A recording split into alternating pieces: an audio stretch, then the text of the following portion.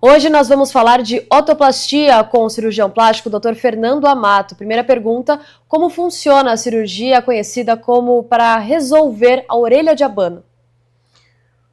Bom, a cirurgia para a orelha de abano, né, as orelhas proeminentes, é a otoplastia, né? Muita gente tem vendido essa cirurgia como otomodelação. Né? Não deixa de ser uma modelação, né? A plastia, né, a plástica é uma mudança, né, uma melhora, então ela tem um sinônimo, né, uma semelhança, e a oto seria a orelha. O que a otoplastia, né, faz? Né? Ela vai mudar tanto a posição, né, da orelha, trazendo a orelha mais para a região do crânio. Isso a gente faz, às vezes tendo que retirar um pedaço de cartilagem e dando ponto para reestruturar essa orelha. Então a gente pode só jogar ela para trás, isso a gente faz um ponto na região da concha, ou a gente faz essa dobra da orelha, que a gente faz, melhora esse formato de Y que a gente tem, né, que é a antélice, né, a gente dobra melhor aqui e chama de antélice, né. Então esse é o ponto de Mustardé, que a gente chama, e esse aqui é um ponto de Furnas, não é um ponto, né, a gente acaba dando mais que um ponto. E na otoplastia tradicional, a gente faz um corte atrás, às vezes tira o excesso de pele que fica, e também mexe no posicionamento do lóbulo da orelha. Então é a cirurgia tradicional. E também a gente pode fazer um desgaste da cartilagem anterior para poder fazer esse modelamento da orelha. Já na otomodelação percutânea, né, que a gente acaba vendo na mídia, o pessoal gosta de vender a otoplastia sem corte, uma das técnicas que existe é você fazer os pontos sem fazer esse descolamento e sem fazer o corte atrás da orelha. A gente acaba desgastando a orelha aqui em cima, né, a cartilagem da orelha, e dá os pontos, só que sem fazer o corte. Então a gente faz esse corte percutâneo, né? Na verdade a gente tem furo, tem corte, mas são cortes minúsculos só para passar a agulha.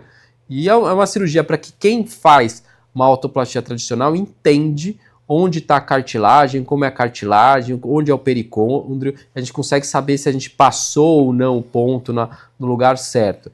Agora, eu vejo muitos profissionais não médicos fazendo essa cirurgia e que pode ter alguma sequela, como uma condrite, né, uma infecção da cartilagem, pode ter um hematoma, esse hematoma pode ter uma absorção da cartilagem, pode ter infecção, ela pode ter uma calcificação, ficar aquela cartilagem mais endurecida, que nem aqueles lutadores de jiu-jitsu.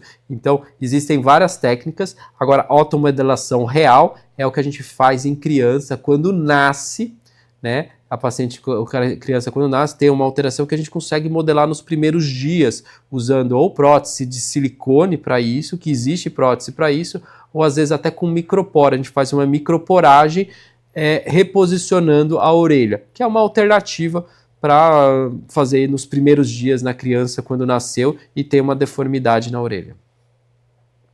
Quanto tempo demora para desinchar? Bom, o inchaço, né, ele vai ter o seu pico no segundo, terceiro dia e ele vai desinchando depois. Então, o desinchar pode demorar uma semana, 2 semanas, 3 semanas, depende do trauma cirúrgico.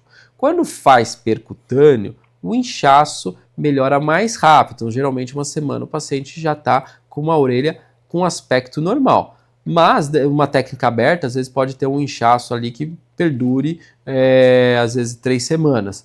Mas é algo que tem que ser bem individualizado, cada caso, que técnica foi feita, ou ir vendo a evolução, né? Muitas vezes o paciente faz a cirurgia e pode ter alguma complicação no pós-operatório. Então eu gosto de ver os pacientes, às vezes, no dia seguinte, para ver se não formou nenhum hematoma, se está tudo bem, porque o paciente, quando faz uma cirurgia dessa e tem uma complicação, às vezes tem uma dor muito forte, né? Quando forma um hematoma, tem uma dor muito forte. Às vezes a faixa está mal posicionada e pode machucar a orelha, né? E pode estar raspando aqui, machucar, e isso precisa ser identificado no momento, para poder ter uma resolução que não gere danos para o paciente.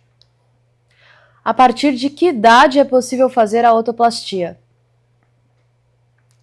Bom, a idade pode ser feita desde o nascimento, né? Agora não faz sentido fazer numa criança com poucos anos de vida, Porém, eu já fiz em criança com menos de 5 anos que tinha uma deformidade craniana, foi fazer uma cirurgia do crânio, né? E aproveitei o momento para fazer de um lado só, que tinha uma assimetria importante. Mas eu acho que é importante, quando for fazer a otoplastia, ter isso alinhado, não com os pais, com a criança. Ela é dona da orelha dela, ela tem que saber que está fazendo uma cirurgia. Às vezes ela não quer fazer a cirurgia, ela não está incomodada. Então, eu geralmente deixo isso nessa pré-adolescência que o paciente pode começar a ter bullying, e tem que ser uma escolha, né, do paciente também, né? Ele tem que ter o consentimento não só do responsável, né, mas tem que ter o paciente, precisa querer e desejar a cirurgia para poder entender os riscos de um pós-operatório que pode dar errado, pode ter alguma complicação. Então, forçar uma cirurgia numa criança sem ela querer a cirurgia pode ser um grande problema. Então, a cirurgia tem que ser feita no momento que a criança deseja a cirurgia. E geralmente isso é após os 7 anos de idade. Em quanto tempo se atingirá o resultado definitivo?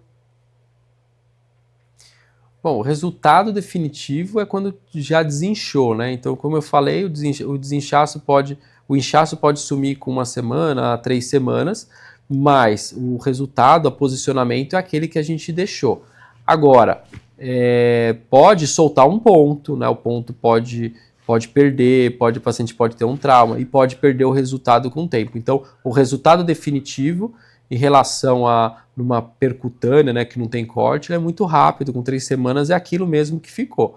Agora, quando faz com corte, pode ter uma cicatrização ruim, pode ter um queloide, isso tem que ser orientado no pós-operatório. E entendam, não é o paciente que escolhe a técnica, né? Tem que ser o cirurgião. E tem que ser um cirurgião que domine todas as técnicas para poder indicar qual que é melhor naquele caso para atingir o resultado que o paciente deseja. O procedimento dói?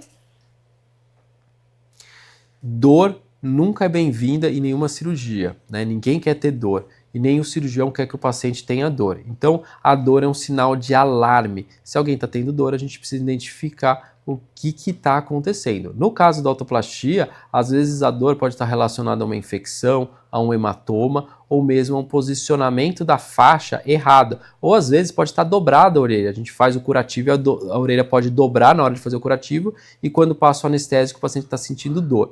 E essa é uma dor muito aguda, uma dor às vezes de necrose. Então, e pode ter necrose se não for identificada a tempo. Então, dor é um sinal de alarme. Nenhum paciente que faz uma cirurgia dessa tem que ter dor, e se está tendo dor tem que comunicar rápido para o médico para ver se tem algo que possa ser feito, identificado e corrigido a tempo de não prejudicar o paciente. Há risco da orelha de abano voltar?